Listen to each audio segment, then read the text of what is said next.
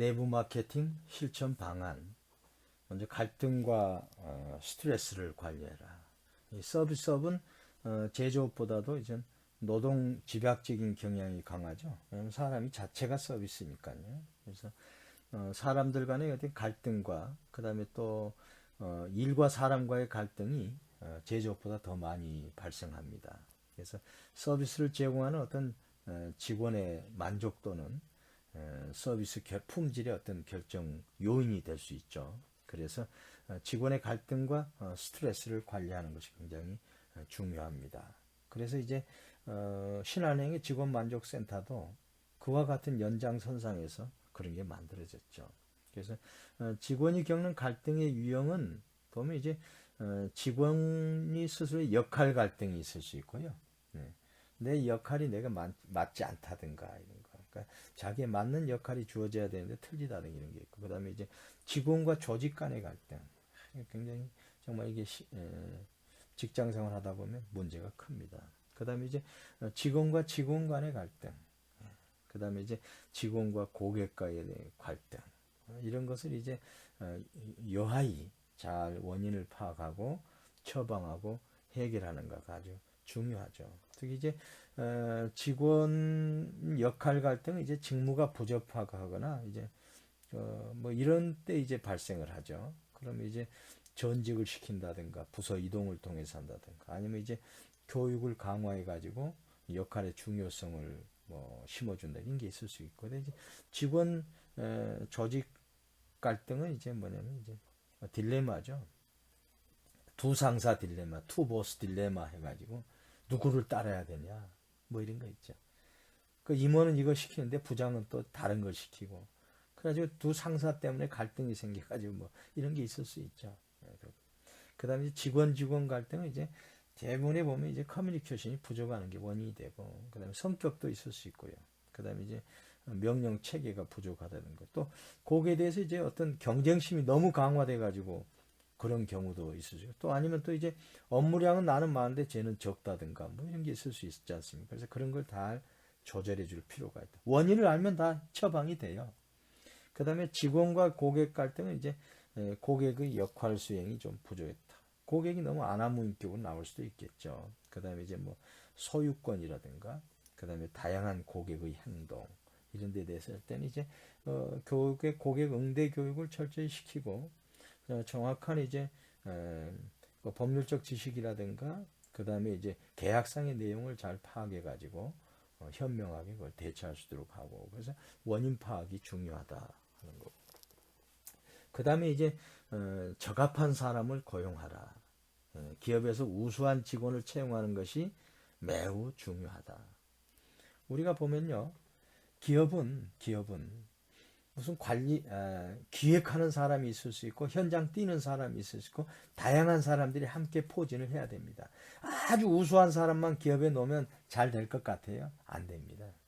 오히려 분란이 됩니다. 그래서 적당하게 그 역할에 맞는 사람을 뽑아야 된다는 거죠. 예를 들어서 우리가 동물에 보면 다람쥐는 나무를 잘 타지 않습니까? 근데 다람쥐를 뽑아놓고 나무 타는 걸 하지 않고 땅을 파라 그러면 그게 되겠습니까? 안 되죠. 근데 우리가 두더지를 이용해가지고 두더지는 땅을 잘 파죠. 두더지는 나무에 올라가라 그러면 되겠어요? 안 되지 않습니까? 그래서 적합한 사람을 뽑는 게 아주 기업에서 굉장히 중요해요. 그래서 인력 채용에 있어서 가장 중요한 요소가 우리 회사에 적합한 사람을 뽑는 거예요. 우수한 사람을 뽑는 게 아니라 이거죠. 사회적으로 말하는 우수한 사람을 뽑는 게 아니고 우리 회사에 정확한 사람을 뽑는 거죠. 그 다음에 이제 최고의 사원을 유지하라.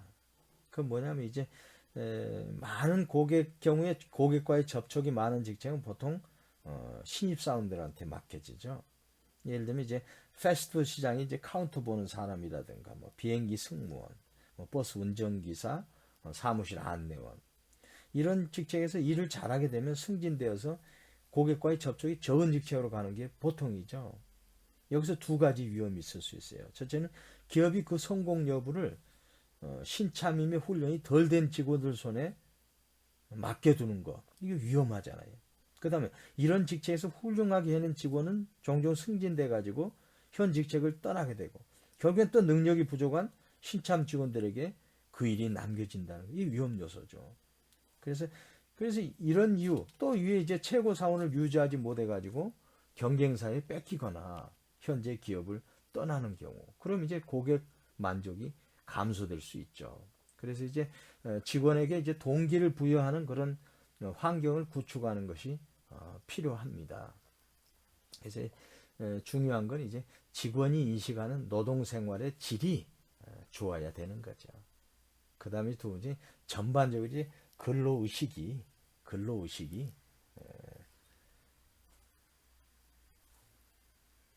형성이 돼야 되는 거고요. 그 다음에 일반적으로 이제 셋째는 이제 활력 수준으로 이제 개인의 건강 상태라든가 심리적 안정도가 높아야 되고 이런 사람들이 이제 사실 우수한 최고의 사원인 거죠.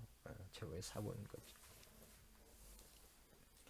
그 다음에 이제 교육과 훈련을 실시하라. 그러니까 기업이건 사회건 가정이건 교육과 훈련이 아주 핵심입니다. 왜냐하면 세상이 너무 빨리 변하고 있으니까요.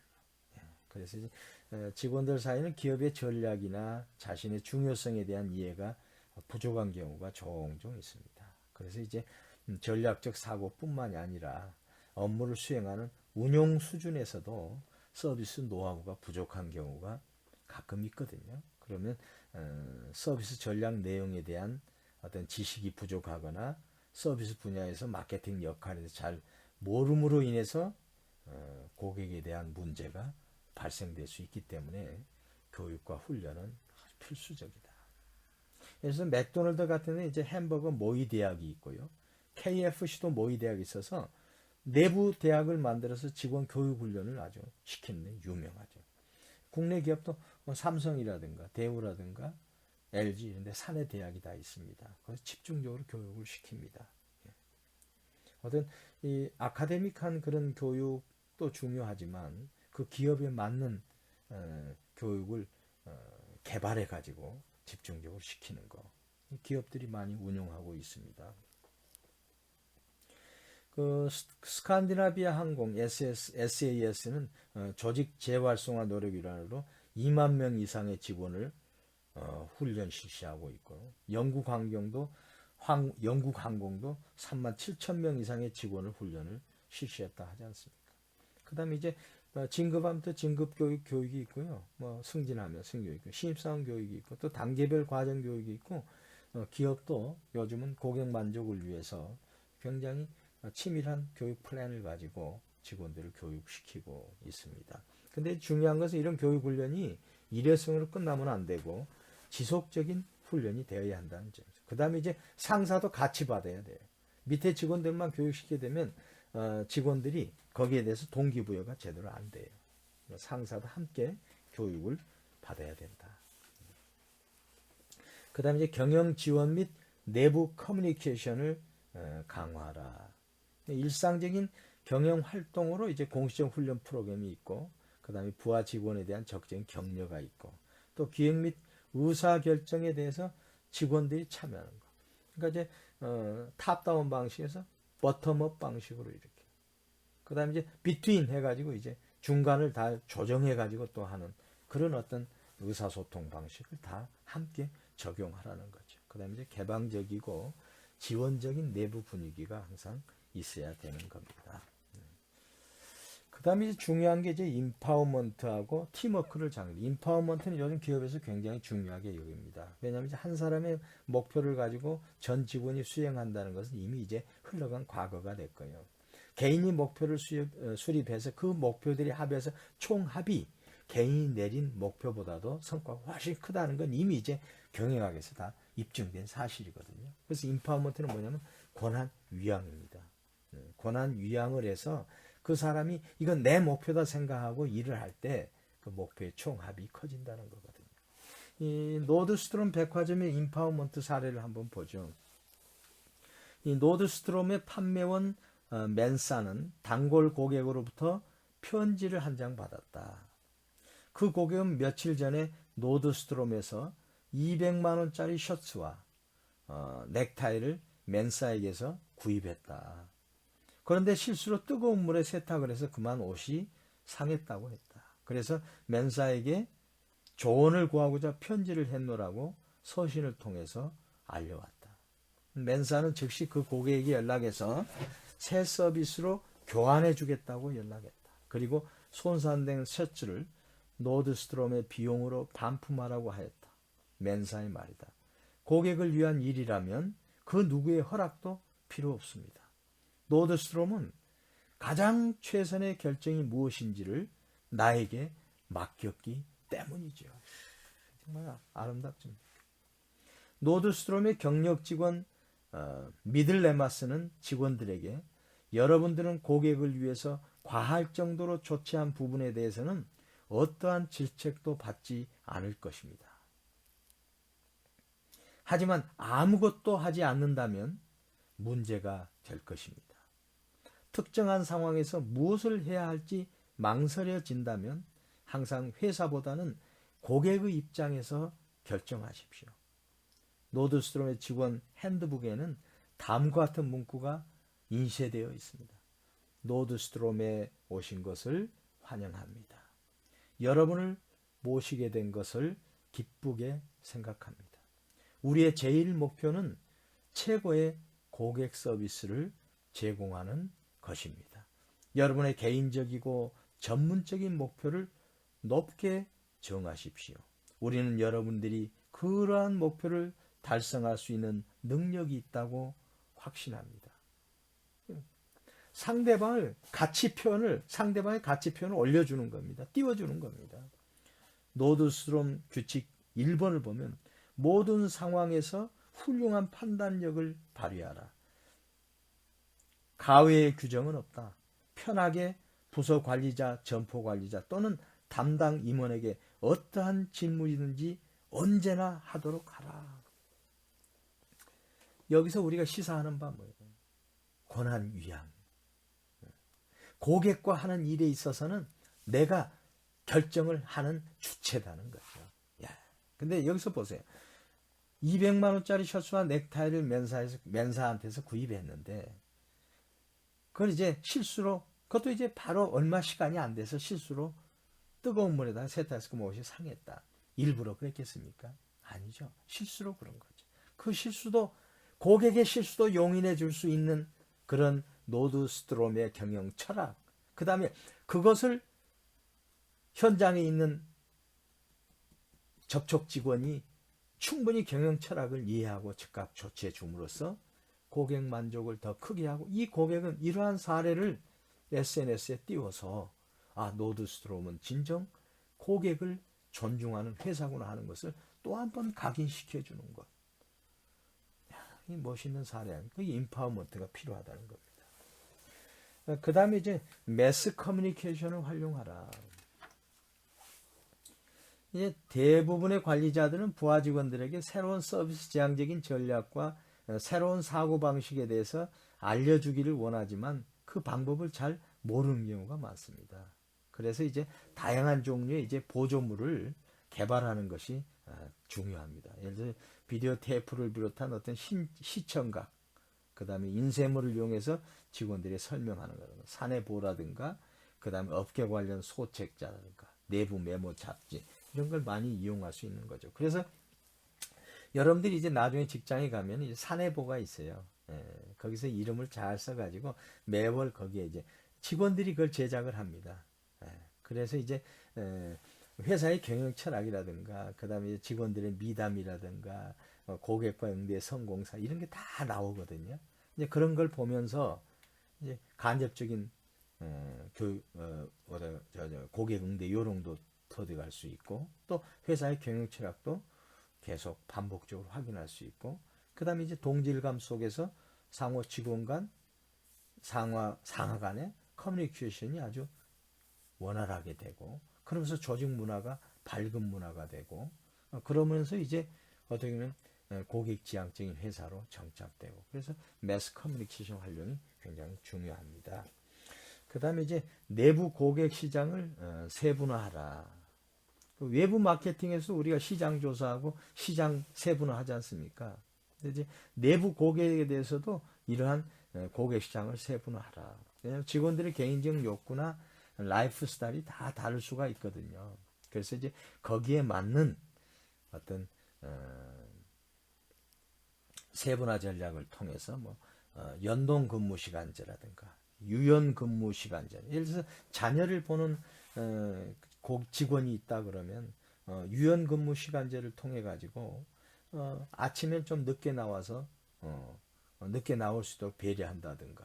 그러므로 인해 가지고 자녀를 유치원에 있는데 안전하게 잘 보내주고 직장 일할 수 있다든가. 뭐 이런 것을 다 한번 해보라는 거죠. 그 다음에 이제 카페테리아식 후생제 뭐냐면 옛날에 저희가 과거에는 기업들이 추석 선물, 뭐 구정 선물 해가지고 딱 정해가지고 그걸 줬어요. 그건 사실은 이제 일방적으로 지급하는 건데 어느 개인한테는 그게 필요할 수도 있고 필요하지 않을 수도 있지 않습니까? 근데 요즘 어떻게 하면 카페테리아식으로 예를 들어서 100만 원을 딱 넣어놓는 겁니다. 1년 동안 여러분 복리후생비 이렇게 지급하겠다. 예를 들어서. 그럼 100만 원 속에서 내가 원하는 것을 선택할 수가 있습니다. 내가 원하는 회사 제품을 살 수도 있고요. 또 내가 원하는 또 다른 후생적인 것을 또 이용할 수도 있고요. 그렇게 해가지고 내가 원하는 대로 할 수 있도록 판을 깔아주는 겁니다. 카페테리아식. 그런 게 이제 내부 고객 시장을 세분화한 결과죠. 예, 그런 게 이제 굉장히 중요하고, 그 다음에 이제 정서적 노동을 관리하라. 서비스를 성공시키기 위해서는 서비스 업무를 효과적으로 수행할 수 있는 인재를 배치해야 된다. 그래서 사원의 지식과 기능뿐만이 아니고 성숙성이나 사회적 예의범절, 인내력 등 일반적인 자세 면에서 여러 가지가 요구가 됩니다. 그래서 이제 이걸 심리학자들이 흔히 정서적 노동이라고 얘기하죠. 이 정서적 노동을 잘 관리해야 된다 하는 내용인데요. 그래서 이제 정서적 내용에 있어서는 이제 사우스웨스트 항공사의 어떤 사원 선발 관련해 가지고 한번 사례를 제가 한번 설명을 드리겠습니다. 사우스웨스트는 자사와 가장 잘 맞는 그러한 태도와 개성을 지닌 사원을 선발한답니다. 그래서 이때 지원자의 유머 실력이 또 중요한 평가 요인이라고 그러네요. 그래서 사우스웨스트의 전직 CEO인 허브 켈러는 다음과 같이 이야기한 바 있답니다. 비행은 재미있어야 합니다. 그래서 우리는 사원 선발 시에 직원들의 태도를 중요하게 평가합니다. 또한 직원들의 유머 감각 역시 빼놓을 수 없습니다. 다른 측면들은 훈련을 통해서 고칠 수 있지만 태도는 워낙 타고난 것이라 바뀌지가 않기 때문입니다. 사우스웨스트가 가장 기본적이고 일관되게 고집하는 원칙은 올바른 정신을 가지다. 올바른 정신을 가진 사람을 선발하고자 하는 것입니다. 사우스웨스트는 타인지향적인 외향적인 성격을 지닌 열심히 그리고 즐겁게 일하는 가족의 일원이 될 수 있는 그런 사람을 뽑습니다. 사우스웨스트의 인터뷰 과정은 이러한 사우스웨스트의 철학을 가장 잘 반영하고 있답니다.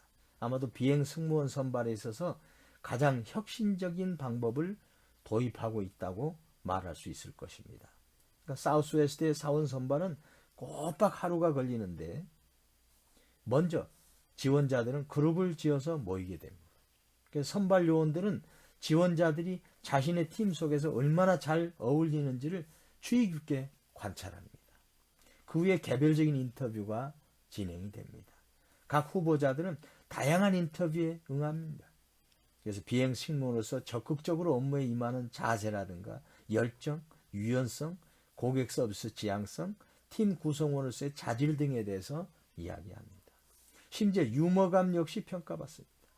지원자들은 일상적으로 다음과 같은 질문을 받게 된답니다. 최근에 직장에서 어떤 유머를 사용했는지 한번 얘기해 보세요. 어려운 상황을 극복하기 위해서 어떻게 유머감을 발휘했는지 말해 볼래요? 사우스웨스트는 이상적인 인터뷰를 대화라고 묘사한답니다. 즉 인터뷰의 목적은 지원자들을 편안하게 해주는 것이라는 것이죠. 첫 번째 인터뷰는 약간 부담스러울 수 있습니다. 하지만 두 번째는 좀 더 편안해지고요. 세 번째는 모든 이야기를 다 꺼내놓죠. 이런 환경에서 거짓말을 꾸며내기란 좀처럼 어렵답니다. 적합한 사람을 선발하기 위해서 사우스웨스트는 관리자와 직원들을 초대합니다. 그리고 심층 면접과 선발 과정에 참여시킵니다. 이러한 과정을 통해서 기존 직원들이 선발 과정에 관여하게 되고 일종의 신입사원에 대해서 책임감을 갖게 됩니다. 인터뷰팀은 5분짜리 발표를 준비하게 합니다. 그리고 준비 시간을 넉넉하게 줍니다. 이때 면접관들은 그 연사를 관찰하는 것입니다. 대신 어떤 지원자가 자신만의 발표를 위해서 준비하는지 아니면 열심히 다른 동료들의 발표를 도와주는지를 주의 깊게 관찰합니다. 비이기적인 지원자는 자신의 동료를 도울 것이고 사우스웨스트의 면접관의 시선을 집중시킬 것입니다. 올바른 사람을 고용하기 위해서 사우스웨스트는 이른바 사우스웨스트 정신을 키우고 있습니다. 필요하다면 언제든지 자발적인 행동을 통해서 무엇이든 회사가 원하는 것을 하려고 하는 그러한 무형적인 정신을 의미하는 것입니다. 사우스웨스트는 결코 한 번 고용한 사원을 해고한 적이 없습니다.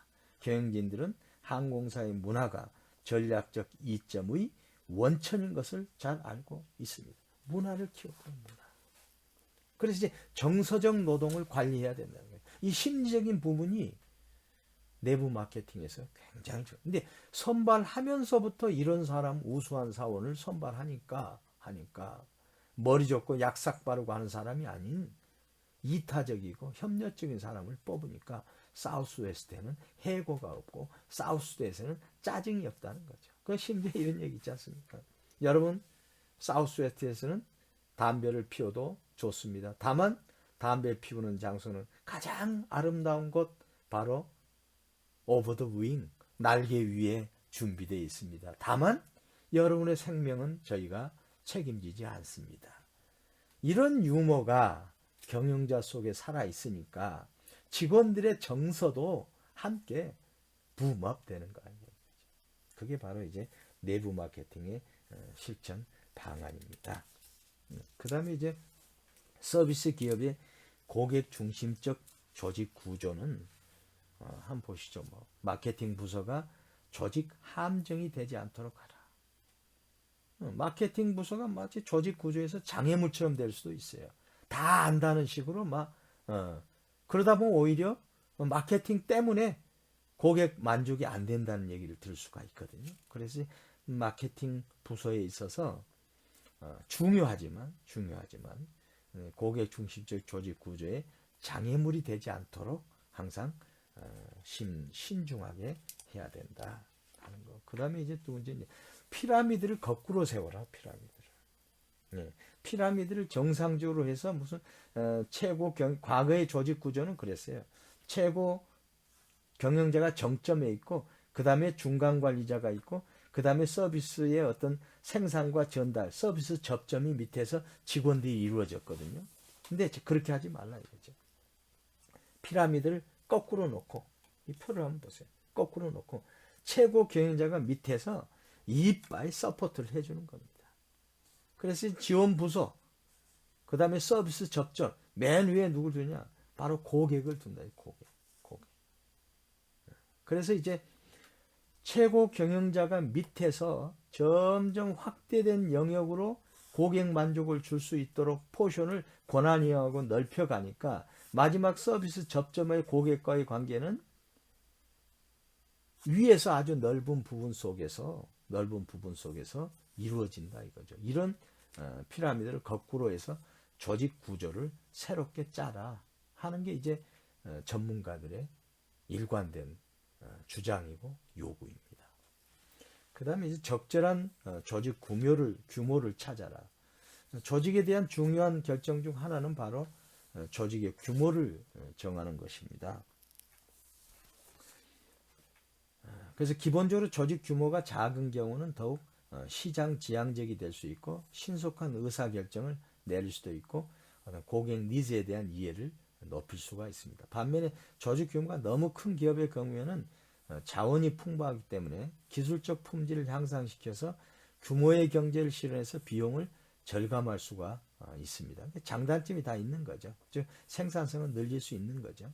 따라서 고객 지향적인 서비스 조직은 큰 조직의 장점을 살리면서 더욱 중요한 작은 조직의 장점을 잃지 않도록 주의해야 된다. 그래서 전사적으로는 중앙원을 통해서 대규모의 조직의 장점을 얻고 동시에 이제 지역 단위로는 소규모의 이점을 살려서 유연성이라든가 창의성을 유지하는 것이 소위 대기업병에 걸리지 않으면서 성장하는 비결이 될 수 있다. 그래서 적절한 조직 규모를 갖춰라. 그 다음에 이제 내부 서비스 제공자와 내부 고객을 관리해라. 양질의 서비스를 제공하기 위해서는 고객 접점 직원과 부서는 기업 내 다른 사람들과 부서로부터 지원을 받아야 돼요. 그렇죠? 모든 서비스 운영은 이러한 내부 서비스 기능이 활성화됐을 때, 뒷받침됐을 때 운영이 효율적으로 되는 거죠. 그래서 내부 서비스가 제대로 제공되지 않으면 외부 제공 서비스가 타격을 받게 되므로 내부 서비스가 외부 서비스에 미치는 영향을 관가해서는 안 된다. 따라서 내부 고객 개념을 도입해야 된다. 즉 고객과 서비스 제공자의 관계를 조직 내부로 도입하는 것이 절실히 필요하다. 그래서 이제 SK텔레콤이나 구글의 사내복지 제도를 보면 어떻게 보면 이제 내부 서비스 제공자와 내부 고객을 관리하는 어떤 뭐랄까요, 실천 사례에 있어서 핵심을 우리가 이해할 수 있는데 이번에 한번 세상을 바꾼 구글의 경쟁력은 상식 뒤집기. 그래서 구글의 사내 복지 제도를 한번 사례로서 한번 제가 읽어드리겠습니다. 구글이 역사상 가장 빠르게 성장한 기업이 될 수 있었던 원동력에 대해서 구글의 기업 문화가 지적되고 있다. 특히 구글의 사내 복지 제도는 어떻게 내부 마케팅을 통해서 직원 만족이 생산성 향상으로 나타날 수 있는지를 보여주는 단적인 예라고 할 수 있다. 세계 검색 엔진 업계의 공룡으로 불리는 구글의 지칠 줄 모르는 성장 엔진은 우수한 인재 확보로 구글이 운영하는 무료 통근 버스가 이들의 근무 만족도를 높이는 비결로 꼽히고 있다고 뉴욕타임스가 보도했다. 무료 통근 버스가 세계 최고의 인재들을 확보하는 그런 성장 엔진으로 그런 어떤 구글을 성장 엔진으로 만드는 데 도움을 줬다는 거거든요. 보면 구글은 10년 연속 교통 문제가 샌프란시스코 거주자들의 최고의 불만으로 지속되고 있다는 걸 감안해서 직원들이 보다 효율적인 시간 활용과 편의를 위해 대중교통 시스템을 본따서 32대의 버스를 자체 운영해가지고 타사 직원들의 부러움을 사고 있다. 최근 샌프란시스코 부동산 가격이 급격히 상승해서 외곽 지역에 거주하는 직원들의 수가 늘어나면서 구글은 현재 통근버스 시스템으로 매일 전체 직원의 25%의 출퇴근을 책임지고 있다. 친환경적인 바이오 디젤 연료를 사용하는 구글의 통근버스는 직원들의 자전거 운반 부착대는 물론 편안한 가죽 구조와 무선 인터넷 시스템을 갖추고 있어 회사 입장에서는 업무 시간을 확대하는 효과가 덤으로 얻고 있다. 또한 통근버스가 예전보다 늦어질 경우 기다리는 직원의 컴퓨터나 휴대전화로 메시지를 보내는 등 통신체제를 구축해 직원들의 시간 활용도를 높이고 있다. 구글의 교통체제 운영 전문가들은 샌프란시스코 주변의 교통 흐름을 분석하고 신입사원들의 거주지를 파악해서 신규 노선을 만들어내는 등 보다 효율적인 통근버스 운행을 위해 3개월 사이에 이미 10번이나 노선을 변경할 정도로 신경을 많이 쓰고 있다. 이들은 작은 도시의 대중교통 체계를 독자적으로 구성한 것이나 다름이 없다. 무섭죠. 통근버스가 구글이 제공하는 가장 인상적인 부가적인 혜택이라는 평가에 뿌듯함을 드립니다.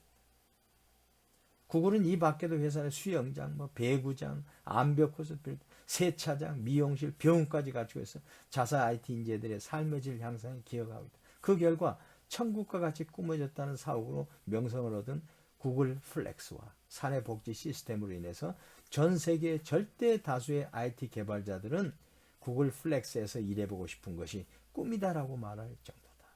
세계 최고의 요리사가 세끼 식사를 제공하다든지 수면실과 스파, 마사지까지 갖춰진 5성급 호텔이라는 점은 이미 널리 알려져 있다. 이렇게 내부 고객을 관리하니 세계 최고가 되는 겁니다. 그래서 이제 기업을 만드는 것은 돈이 아닙니다. 예, 여러분 잘 아시죠? 아이디어만 있고요, 특허만 있고, 그걸 운영할 사람만 있으면 돈은 무한정 끌어들일 수 있습니다. 지금 현재 경기에 흐르는 큰 메인 스트림입니다. 그래서 그만큼 이제 내부 고객이 중요하다는 거죠. 그 다음에 이제 조직의 마케팅 책임자는 CEO다. CEO예요. CEO는 그냥 경영 관리나 하고, 예를 들어서 자금 이런 관리하고 외부 관계 이런 게 아니고요. 마케팅 책임자는 CEO다는 것을 스스로 선언해야 이 고객 마케팅 내지는 내부 마케팅이 성공할 수 있는 겁니다. 그래서 서비스 기업의 고객 중심적 조직 구조에 대해서 제가 말씀을 드렸습니다. 그 다음에 이제 관계 마케팅. 관계 마케팅이란 무엇인가? 최근 경쟁 우위를 확보하기 위한 수단으로서 많은 관심을 끌고 있는 개념이 바로 관계 마케팅입니다. 그래서 과거의 마케팅은 이제 유례적 거래나 트랜잭션, 교환, 익스체인지의 중심이었죠. 근데 이제 유례적 거래나 교환은 거래 당사자 A, B가 있을 때 A가 B에게 무엇인가를 제공하고, 이에 대해서 반대급부로 무엇을 받는다는 개념으로 일회에 그치는 경우가 대부분이었습니다. 이에 반해서 관계 마케팅이란 거래 당사자 A, B의 관계를 중심으로 이러한 거래나 교환이 장기적으로 지속되도록 해가지고 당사자 A, B 모두에게 이익을 보도록 한다는 개념입니다. 프로세스 개념도 여기에 들어와 있고, 서비스 상품의 특질도 들어와 있고, 서비스의 사람도 여기에 다 들어와 있는 개념이죠. 요컨대 관계 마케팅이란 고객 등 이해관계자와의 강한 유대관계를 형성하고 유지하면서 발전시키는 마케팅 활동으로서 장기간에 걸친 이익을 확보하기 위해 고객과의 대화를 창조하여 새로운 좋은 서비스를 제공하려는 장치를 관계 마케팅이라고 한다. 그래서 관계 마케팅에 있어서 기존의 마케팅과 비교해서 여러 측면의 차이가 있는데, 큰 차이는 고객을 보는 시각입니다. 고객을 보는 시각. 기존 마케팅에서 일단 팔고 보자는 식으로 판매 극대화의 목표를 두기 때문에 고객이란 단지 판매의 대상일 뿐이죠. 근데 관계 마케팅은 어떻습니까? 고객과의 장기적 관계를 유지함으로써 자연스럽게 수익이 창출될 수 있도록 함으로 고객을 기업과 함께하는 동반자로 보는 거죠. 비행기 탑승하는 거 한 번만 탑니까? 계속 탑승하잖아요. 근데 한 번 탔을 때 이미지가 좋고 first impression이 좋으면 계속 그 항공사를 이용하게 되는 거 아닙니까? 따라서 단기적 거래 실적보다는 장기적인 고객 생애 가치에 중점을 둔다는 거죠. 특히 이러한 장기적인 관점은 관계 비용을 고려할 때 더욱 분명하게 부각될 수 있다. 여기서요, 관계 비용이란 뭐냐면 기업이 고객과 장기적인 관계를 유지하기 때문에 발생하는 부수적인 비용을 의미합니다. 관계 비용은 직접 관계 비용, 간접 관계 비용, 그리고 심리 비용으로 구성할 수 있습니다. 먼저 직접 관계 비용은 고객이 서비스를 제공받기 위해서 유지해야 하는 유무형적 자산에 대한 비용입니다. 고객이. 직접 관계 비용 예로는 사무실 공간에 대한 어떤 투자비, 추가적인 설비 비용을 의미하죠. 그래서 소프트웨어 설치비, 그 다음에 이들 자산의 감가상각비 등이 여기에 포함됩니다. 간접 관계 비용이란 사전에 약정한 대로 수행되지 않았을 때 관계를 유지하기 위해서 고객이 과외로 소모해야 되는 어떤 시간과 자원의 비용을 말하죠. 따라서 간접 관계 비용은 사전에 예측이 불가능하고 불필요한 비용이 될 수 있습니다. 그래서 서비스 제공 지연이라든가 저품질 서비스 중에서 추가적인 사후 관리로 인한 관리 비용 등이 간접 관계 비용의 예라고 볼 수 있습니다. 이런 간접 관계 비용의 손실은 상당히 많죠. 종종 여러 면의 직원들이 이러한 문제들을 해결하기 위해서 상당한 시간을 소비해야 될지 모릅니다. 어쩌면 아르바이트 직원을 추가로 고용해야 될지도 모르겠죠.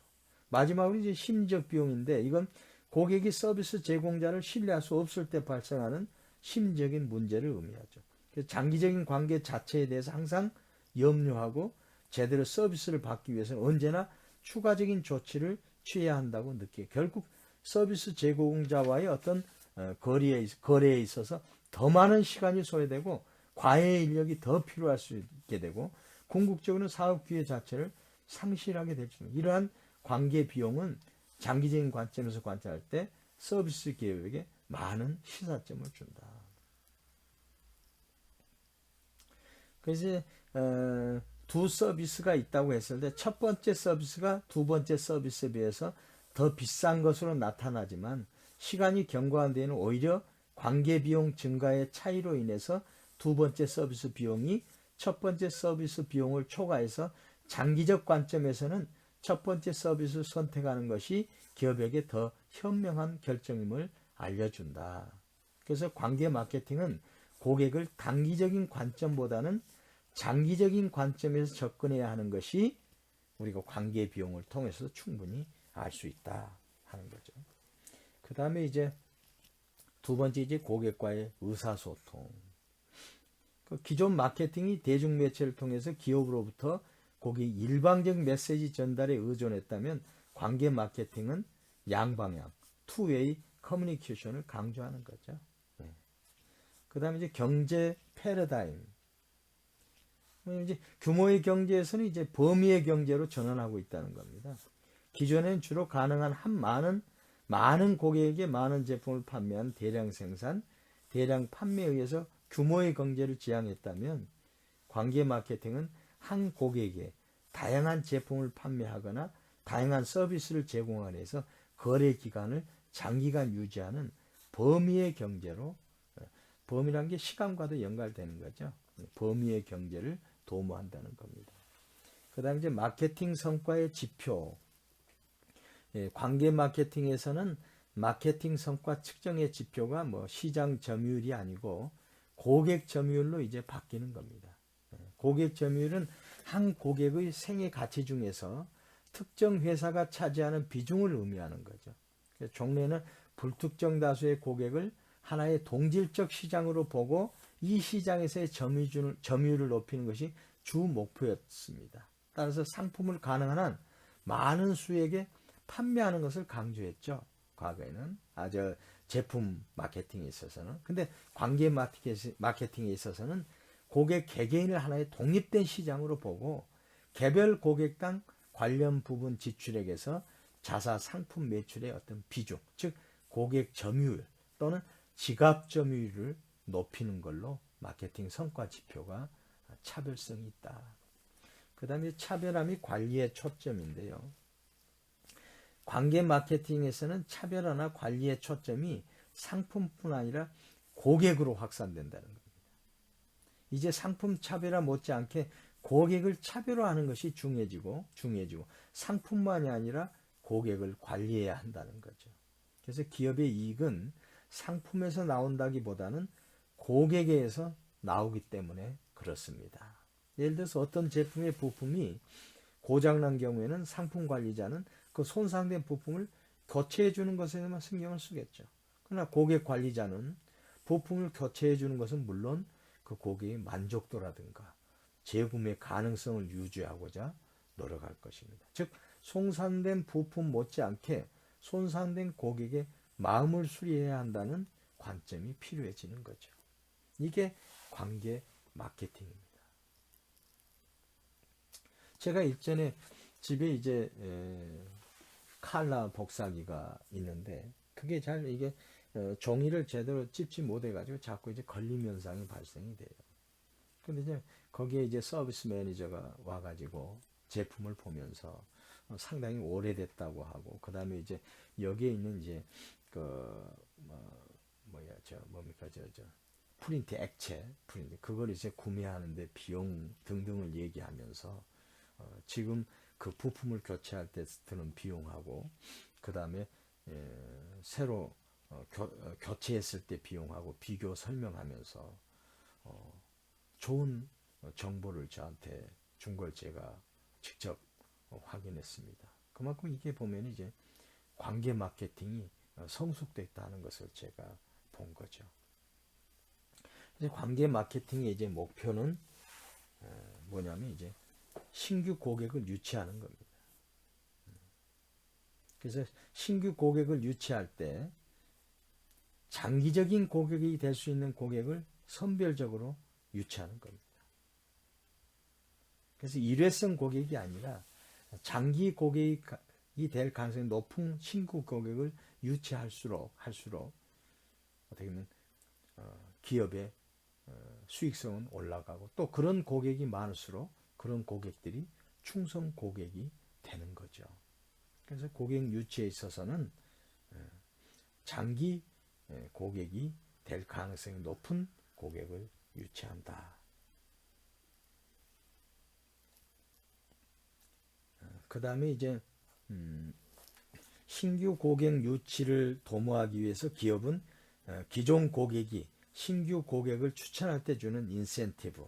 그래서 많은 기업들이 이러한 인센티브 제시는 이를 MGM, Members Get Members. 고객이 고객을 만들어 온다. MGM. 굉장히 좋은 제도, 지금 유치. 그 다음에 이제 고객의 유지. 유지하려면 첫째 뭐 있어요? 고객 만족밖에 없죠. 고객 만족을 안 시키면 유지가 되겠습니까? 고객 만족은 가장 중요한 요소로. 그 다음에 관계 제고. 이 인간관계는 정서적인 관계, 감정적인 관계가 많이 필요해요. 인지적인 관계도 물론 필요하지만요. 사실은 감정적인 관계가 굉장히 커요. 그러면 이제 관계를 강화하면 할수록 관계 마케팅이 좋아지는 거죠. 그래서 관계 마케팅은 흔히 결혼에 비유하기도 합니다. 처음에는 친구로 만나지는 친구 단계에서 그 후에는 연인 단계로 그리고 결혼 단계, 부부 단계로 시간이 지남에 따라서 새로운 국면이 접어들듯이 기업과 고객도 이와 같은 단계를 거치면서 친밀하고 견고한 관계를 이루어지는 것으로 봐서 충성 고객은 기업에게 견고한 사업 기반이 될 뿐 아니라 성장 잠재력이 되는 거죠. 그래서 이제 고객 관계를 제고시켜야 된다. 그 다음에 이제 관계 마케팅의 혜택을 보면 기업 입장에서는 뭐죠? 이익이 증가하는 거죠. 크게 증가하는 거죠. 이익이. 그 다음에 운영비가 하락하는 거죠. 왜? 관계 마케팅 강화로 해서 기존 고객에 대한 계속 서비스가 창출되고 하기 때문에 운영비가 당연히 하락하죠. 그 다음에 구전 효과로 충성 고객은 다른 사람에게 자기 굉장히 좋다는 걸 얘기하고 싶어하는 어떤 심적인 기제가 있어요. 그러면 이제 구전 효과를 통해서 새로운 고객이 또 유치되고 새로운 고객이 늘어나고 기존 고객은 만족을 통해서 유지가 잘 되고 그 다음에 관계가 강화됨으로 해서 구전 효과를 통해서 또 신규 고객이 늘어나고 이제 계속 이런 선순환 사이클이라는 게 경제학에서 선순환 사이클이 계속 유지됨으로 인해서 기업은 계속 지속적인 발전이 가능한 거죠. 그리고 또 기업이 뭐죠? 이직률이 감소하죠. 이런 좋은 관계가 유지되는데 이직률이 높을 수가 있습니까?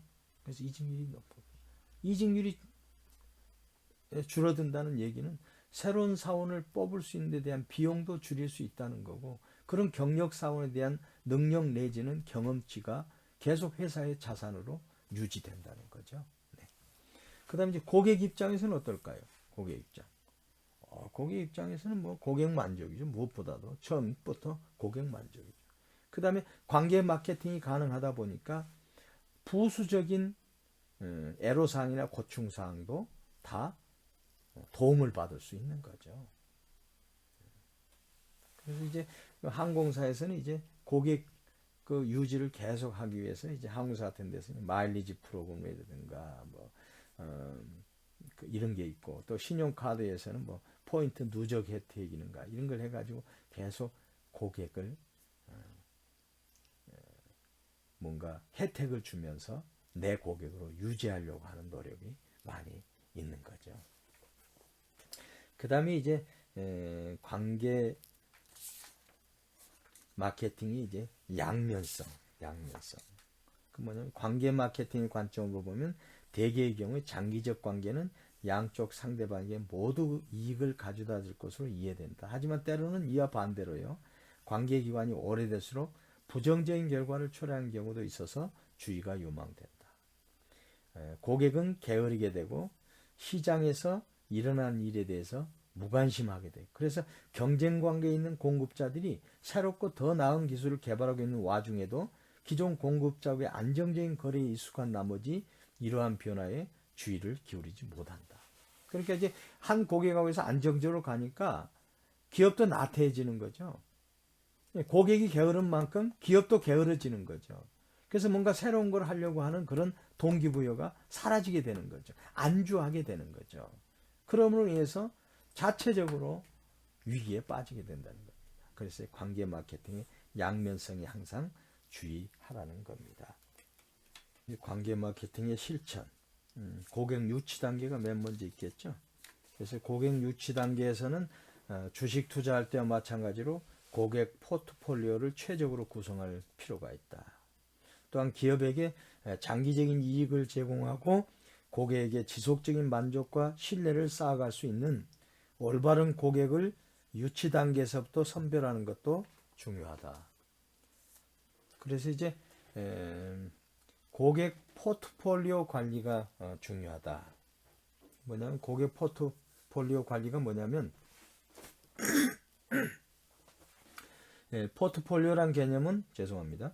여러 종목으로 구성되는 주식이나 자산의 집합을 나타내죠. 그래서 일반적으로 투자자는 하나의 자산에만 투자하지 않고 여러 개의 자산에 동시에 투자해서 포트폴리오를 구성하는데 투자를 분산시킴으로써 투자에 따른 위험도 분산을 유지할 수 있다는 거죠. 그러니까 사업 단위를 선정하는데도 포트폴리오를 이용해서 위험 분산이나 자원의 효율적 배분을 기하는 것이 아주 중요한 거죠. 그래서 이제 한 바구니에 계란을 다 넣지 않는다. 심지어 어떤 가정들은 한 승용차에 가족이 다 타지 않아요. 위험성을 줄이기 위해서. 그래서 비행기도 같이 가면 편할 건데 따로 타고 가는 경우를 제가 봤어요. 그 정도로 이제 위험도에 대한 리스크를 줄이기 위해서 하는 거죠. 이제 포트폴리오 관리의 일종이라고 그냥 보시면 돼요. 그래서 이 개념은 이제 서비스 기업에도 적용할 수 있습니다. 고객 포트폴리오는 서비스 기업이 거래하고 있는 모든 고객들의 어떤 구성을 나타낸 거죠. 만약 특정 형태의 고객 가치라든가 그런 고객 형태가 차지하는 비율을 우리가 이제 안다면 이 고객들의 지속적인 가치로 미래 수익 흐름의 관점에서 우리가 예측할 수 있겠죠. 그래서 많은 서비스 기업이 아직도 각 고객의 수익성에 대해 관심을 두지 않고 고객의 수만을 강조하고 있는데요. 그것은 사실은 기업으로서는 어떤 비용 측면에서도 문제가 될 수 있기 때문에 가능하면 이제 고객의 수도 중요하지만 어떤 포트폴리오 관점에 있어서 어느 고객이 높은 수익을 보장할 수 있는가 하는 것도 우리가 파악할 필요가 있다. 그래서 이제 고객 포트폴리오 관리의 요건에 있어서는 기업 자원과의 부합성 및 수익성을 고려해라. 고객 포트폴리오는 두 가지 관점으로 볼 수 있어요. 한 가지는 이제 서비스 기업이 거래하고 있는 모든 고객을 의미할 수 있겠죠. 다른 관점은 특정 시점에서 서비스를 제공받는 고객들의 구성을 나타낼 수 있어요. 전자는 뭐냐면 현재 및 장래의 잠재 이익을 토대로 기업 가치를 평가하는데 필요하겠죠. 그 다음에 후자는 한 시점에서 이용 가능한 생산 능력을 어떻게 최적으로 활용하는가를 결정하는 데 필요하겠죠. 그래서 많은 서비스 기업의 생산 능력은 좌석수, 공간, 기계 등의 물리적 관점이 아니라 인적 자원의 관점에서 평가한다. 예를 들어서 이제 법률회사나 컨설팅 회사에서는 일정 수의 전문 인력과 보조 직원을 고용하고 있죠. 물론 수익이 중요하기 때문에 각 직원들이 최대한 수익을 얻도록 해야 하겠죠. 그러나 직원들의 관심 및 참여를 유지하는 것도 중요한 거 아닙니까? 그래서 기업은 수익 목표와 직원 관심 유지 목표라는 두 가지 다른 목표를 가지기 때문에 기업은 사업의 적절한 믹스를 추구해야 합니다. 즉, 이용 가능한 자원에 부합되는 사업과 직원들의 관심에 부합되는 것을 적절하게 선택해야 된다는 겁니다. 두 번째는 이제 고객을 상품의 일부로 간주해야 된다. 고객은 상품의 일부분입니다. 특히 고객이 다른 고객과 같은 시설을 공유해야 한 경우에는 고객은 상품의 일부분으로 아주 중요하게 작용하죠. 예를 들어 극장, 식당, 호텔, 항공, 소매업 등 이런 서비스 기업에서는 고객의 구성이 그 기업의 이미지와 서비스 경험의 성격을 결정할 수 있겠죠. 그래서 고객을 상품의 일부로 간주해서 대해야 된다.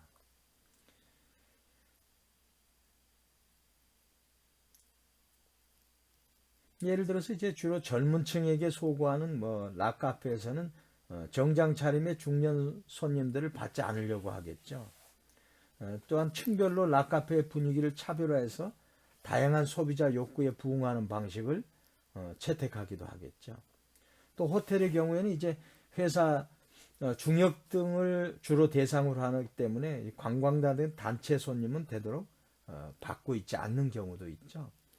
또 오케스트라 연주에 참석한 사람은 타인에게 방해가 안 되도록 조용해야 하지만 락 콘서트에 간 사람은 시끄럽게 환호해도 되고 때로는 이것이 오히려 타인의 흥을 돋구게 되는 거죠. 다시 말씀드려서 서비스마다 적합한 행동 및 의상이 다를 수 있다. 그래서 고객을 상품의 일부로 간주하고 고객 포트폴리오에 적용을 해야 된다. 그 다음에 이제 고객 포트폴리오 이제 관리 방법. 이제 뭐냐면 고객 포트폴리오를 통해서 기업의 수익성을 극대화할 수 있는 마케팅 업무는 몇 가지 있습니다. 그러니까 자사의 능력과 임무와 일치하는 주요 세분 시장을 확인해야 된다는 거고요. 그 다음에 이제 특정 가격 수준에서 각 세분 시장으로부터 수요를 예측해 본다는 것. 그 다음에 가용 능력이라든가 이용률, 가용 능력 이용률의 극대화가 아니라 순수익을 극대화하는 입장에서 이상적인 사업 믹스를 추천해야 된다는 것. 그 다음에 각 세분 시장별로 특정 날짜에 구체적인 매출 목표를 제공하고, 그 다음에 이제 각 세분 시장별로 책정한 가격 지침을 제공한다. 그 다음에 오랜 기간에 걸쳐서 성과를 추정한다. 이런 몇 가지 방법으로 고객 포트폴리오를 관리한다. 그 다음에 이제 중요한 게 이제 올바른 고객 유치죠. 올바른 고객 유치에는 이제 로열티 개수가 높은 고객을 유치한다. 아무래도 고객 중에는 여러 종류가 있겠죠. 선천적으로 이제 로열티가 높은 고객이 있고, 또 수익성을 높게 해주는 고객이 있고, 또 적합성이 높은 고객이 있고, 그렇겠죠. 그래서 이제 가능한 로열티 개수가 높은 고객을 유치하려고 노력한다. 이게 이제 수익성과 적합성이 높은 고객에 대해서는 이제 장래성이 없는 관계를 포기할 필요도 있다. 그래서 제일 우선적으로는 이제 로열티 개수가 높은 고객을 유치한다.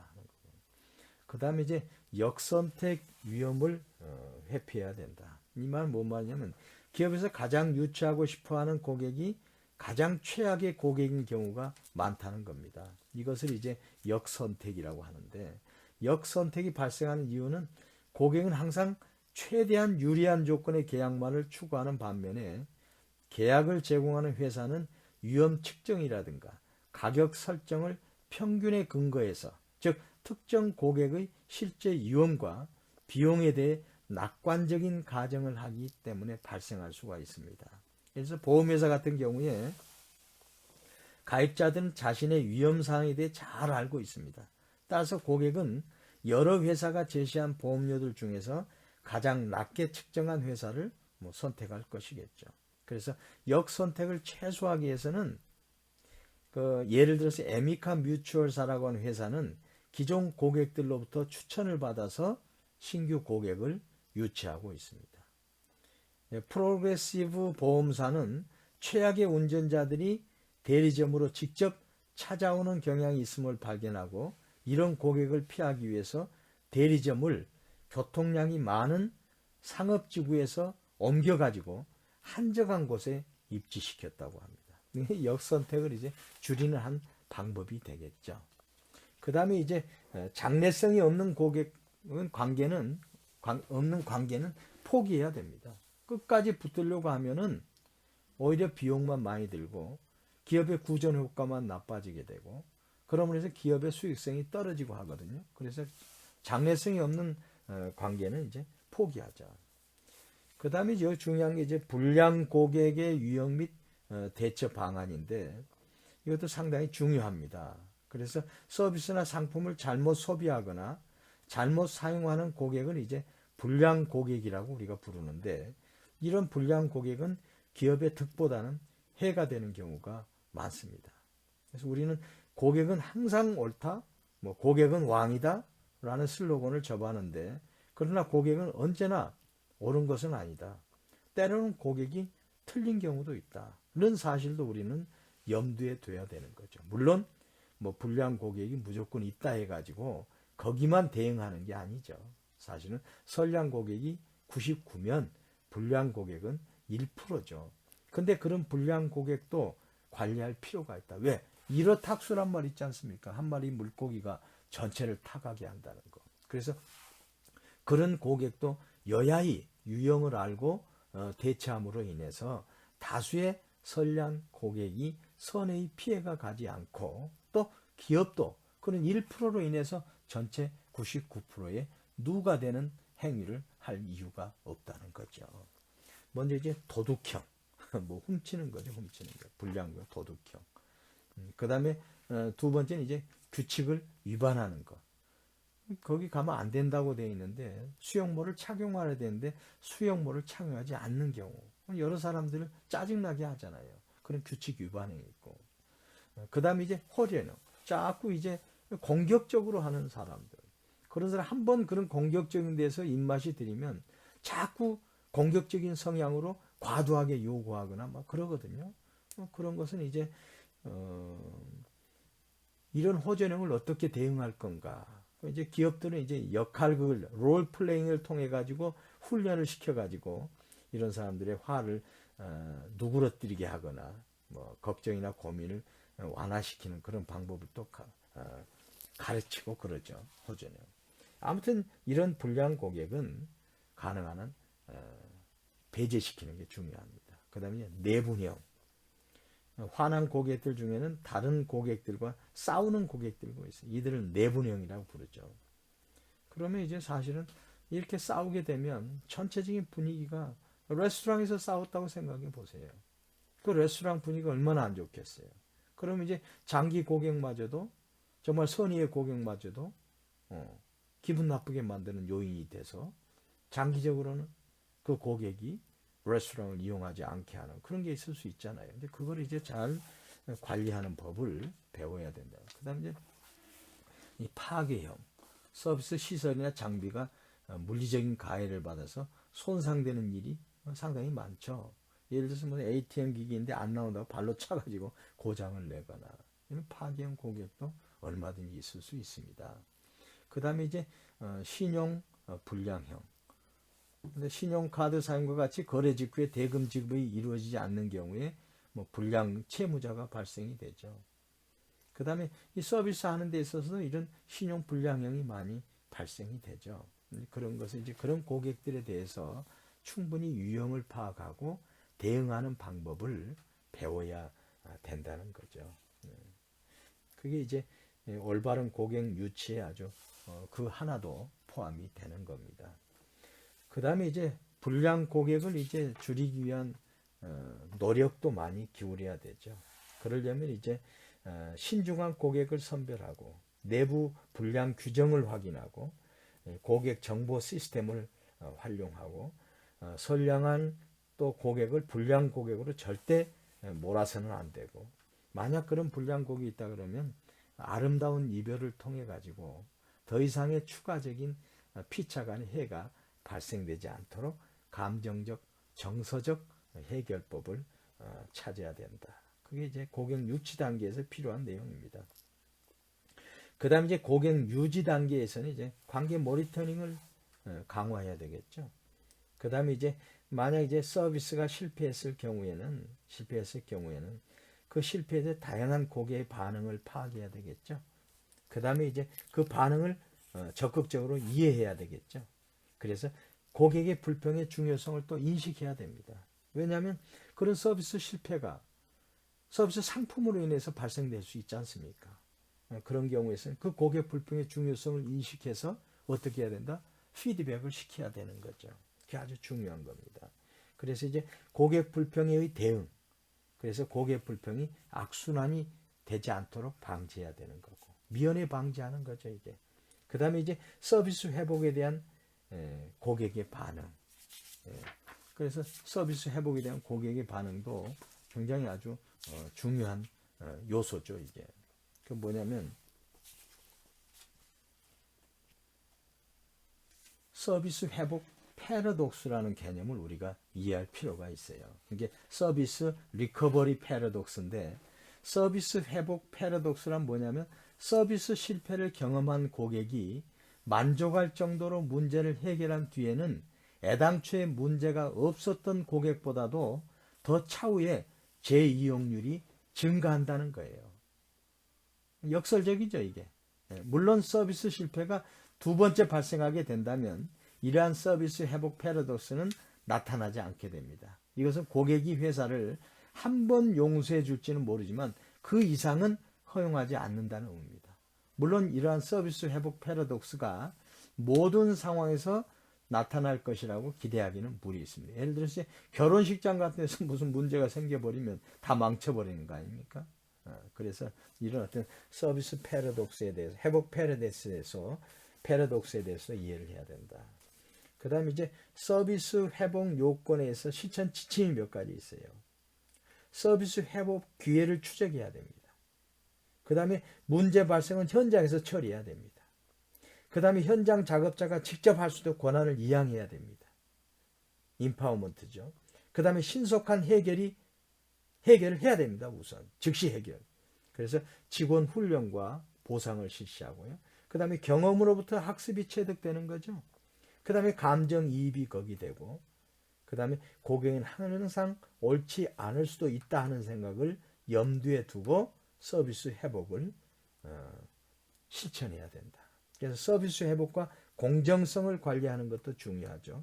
그 다음에 이제 서비스 회복과 불평 관리에 대한 노하우도 교육이라든가 경험을 통해서 체득해야 된다. 그 다음에 이제 서비스 보증이 개런티죠. 보증의 효익, 서비스 보증이 필요한 사항이 뭔지, 그 다음에 성공적인 보증의 조건, 서비스 보증에 대해서도 충분히 이해를 하고 거기에 대해서 이제 고객과의 관계 마케팅에 있어서 적절히 잘 활용해야 된다 하는 내용입니다. 그 다음에 이제 관계 제고 단계, 기업과 고객과의 관계의 5가지 단계가 있어요. 첫째는 이제 예상 고객 단계, 프로스펙트, 예상하는 거죠, 고객. 그 다음에 이제 진정한 고객 단계로 들어옵니다. 커스터머. 그 다음에 단골 단계, 클라이언트 단골이 됩니다. 그 다음에 이제 옹호자 단계, 애드보케이트, 옹호자 단계. 그 다음에 이제 동반자 관계, 파트너 관계. 그래서 우리가 관계 제고 단계에서 예상 고객에서 쭉 이렇게 상향해서 단골에서부터 옹호자, 동반자가 많을수록 그 기업의 고객은 아주 신뢰성 있고 충실한 고객이 되고, 그게 이제 기업의 수익을 창출해주고 계속 거래함으로 해서 고객도 만족한 그런 서비스를 받을 수 있는 거죠. 그래서 이제 관계 제고를 위한 전략은 뭐냐면 이제 사회성을 강화하는 거죠. 소셜 리인포스먼트. 그래서 요즘 관계 제고를 위해서 무슨 취미가 같은 경우에는 그 취미 활동도 같이 해주고 막 그러지 않습니까? 그 다음에 재확신을 reassurance. 여기서 고객과 관계를 유지하다 보니까 신뢰가 더 정확하고 뭔가 확실하게 해준다. 이제 재확신을 유도하고. 그 다음에 혜택을 강화해. benefit enforcement. 계속 거래를 하니까 혜택이 자꾸 커진다. 부가적인 혜택이 주어진다 하는 것을 이제 제공해 주고요. 그 다음에 문제 해결 기능. problem solving. 중요하죠. 문제를 바로 해결해 준다 이거죠. 어떤 거라도 가져오세요. 제가 도와드릴게요. 그래서 직접적인 서비스가 아니라 다른 문제까지도 해결해 주는 기능. 그 다음에 맞춤 서비스. 다 고객에게 맞는 1:1 맞춤 서비스를 커스터마이징 해준다. 그 다음에 서비스 향상. 당연한 거죠. 서비스 인핸스먼트. 1+1. 그런 서비스에서 그런 촉진할 수 있도록 관계 제고를 위한 전략을 수립한다. 그다음에 중요한 게 이제 우량 고객 관리. 우량 고객에 대한 명확한 선별 기준을 설정해서 우량 고객의 규모와 관리에 단위에서 결정한다. 그래서 우량 고객에 대한 차별적 보상 프로그램을 설계한다. 고객에 대해서 데이터베이스를 구축한다. 그래서 이제 recency, frequency, monetary value 해가지고 우량 고객 관리를 진행하는 것. 우량 고객 관리는 굉장히 중요해요. 특히 백화점 같은 데 있어서 1% 고객이 뭐 전체 매출의 50% 이상을 차지한다고 그러잖아요. 그러면 이제 그런 고객이 굉장히 중요한 거죠. 중요한 거죠. 그 다음에 이제 관계 마케팅의 실천 수단은 이게 뭐냐면 데이터베이스 마케팅이라는 겁니다. 데이터베이스 마케팅은 고객에 대해 여러 가지 정보를 컴퓨터를 이용해서 데이터베이스하고 고객 개개인과의 장기적인 릴레이션 구축을 위해서 마케팅 전략을 수립하는 거예요. 예를 들어서 생일 같은 거, 그 다음에 결혼기념일 같은 거, 이런 걸 기억해놨다가 알려주는 거예요. 그러니까 데이터베이스가 가능한 거죠, 이게. 그래서 적절한 고객, the right person, 적절한 시점, the right time에, 적절한 장소, the right place에서 적절한 상품, the right offer 제공할 수 있는 것이 바로 데이터베이스 마케팅이다. 그래서 데이터베이스 마케팅의 기본 전략은 뭐냐면 고객 활성화 전략입니다. 고객이 늘어나야 되는 거죠. 또 장기 고객이 되는 거죠. 충성 고객이 돼야 되는 거죠. 그 다음에 고객 충성도 제고 전략. 그러니까 고객을 활성화시키면 이제 충성도 있는 고객으로 만들어야 돼. 그 다음에 고객 유지도. 그러므로 해서 고객을 계속 리테이션 할 수 있는 거 유지요. 그 다음에 교차 판매. 그 뭐냐면 이제 한 것을 팔았으면 또 다른 것도 팔므로 인해 가지고 매출이 올라가게 해서 고객은 여러 상대 기업을 접촉하는 것보다는 한 기업을 접촉할 때 시간적으로 그 다음에 금전적으로 여러 가지 비용을 줄일 수 있지 않습니까? 그런 거에서 교차 판매. 그 다음에 또 신규 고객 확보 전략. 그 다음에 과거 고객이 있는데 이분이 이제 뭔가 이유에 의해서 나갔다. 그러면 이 사람을 다시 내 고객으로 끌어들이는 노력도 해야 된다. 그래서 비록 거래는 끝났더라도 생일이라든가 뭐 이럴 때 문자 보내고 하는 것 자체가 뭐죠? 이게 과거 고객 재활성화 전략이죠. 그래서 오늘 제가 이제 서비스 사람 관리에 있어서 사람 관리의 중요성, 사람이 누군가 서비스에 있어서 마케팅에 있어서 내부 고객이 뭔가 아주 정확하게 아주 자세하게 여러분과 함께 공부를 해봤습니다. 아무튼 서비스의 요체는 뭐다? 사람입니다. 그래서 이제 마케팅에 있어서 4P에서 7P로 3P가 늘어나는 게 프로세스도 사람이 있기 때문에 프로세스가 되는 거예요. 그렇지 않습니까? 그 다음에 people이 거기 들어가 사람. 서비스에서 요체는 사람이기 때문에. 그 다음에 피지컬 에비던스도 어떻게 보면 사람과 연관되어 있는 사안입니다. 사실. 그래서 서비스 마케팅에서 가장 중요한 게 사람이다 하는 것을 여러분과 제가 함께 확인하는 그런 시간이 되었습니다. 이상으로 여러분과 6주차 서비스 사람 관리 강의를 마무리하도록 하겠습니다. 항상 강의 끝날 때 제가 드린 말씀이 있죠. 허버트 스펜서의 The great aim of the education is not knowledge but action. 여러분 오늘도 행동하시고 늦다고 생각할 때가 가장 빠르다는 걸 항상 명심하시고 정말 이 소중한 시간 젊음의 하루는 말이죠. 노년의 1년만큼이나 소중한 것 같아요. 그렇지 않습니까? 이 소중한 시간, 여러분을 위해서 적극적으로 투자하기를 바라고요. 가장 중요한 핵심 요소는 행동, 액션이다 하는 것을 항상 명심하셨으면 좋겠습니다. 다음 7주차 강의 때는 대면 강의가 될 수 있기를 진실로 기대하면서 오늘 강의 마무리하겠습니다. 감사합니다.